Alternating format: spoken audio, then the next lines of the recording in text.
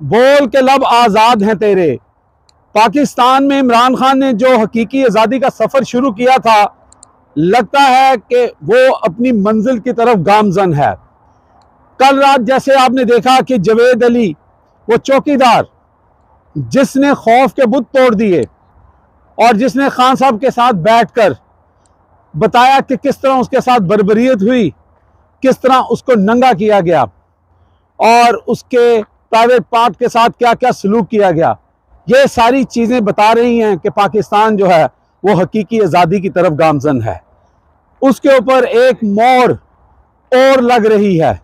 अब से कुछ देर पहले तक जो मैंने रिजल्ट देखे हैं, तो राजनपुर हल्का 193 में पीटीआई के जो रहनुमा हैं वो 48,000 वोट लेकर सबसे आगे हैं, जबकि नून लीग के रहनुमा कैंडिडेट जो हैं वो 27,000 और पीपल्स पार्टी के कैंडिडेट 9,000 पर मुकाबला कर रहे हैं। लेकिन बज़ाहिर लग रहा है कि हर तरह का हथकंडा अपनाने के बावजूद जुल्म बर्बरियत, पुलिस पर्चे, घरों को आग, लोगों को उठा लेना, ट्रांसपोर्ट जब्त कर लेना, ये सब कल तक रिपोर्ट हो रहा था।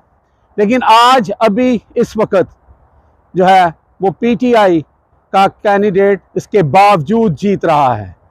ये पैगाम है उन तमाम हलकों तक, उन तमाम ताकतवर हाथों तक, उन तमाम एस्टेब्लिशमेंट के लोगों तक कि ये नहीं चलेगा।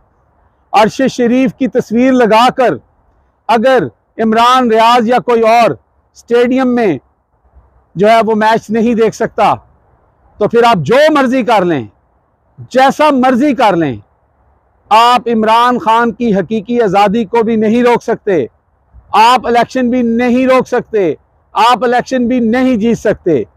मेरा ख्याल है कि पाकिस्तान हम सब का है और हम सबको इसका ख्याल रखना है।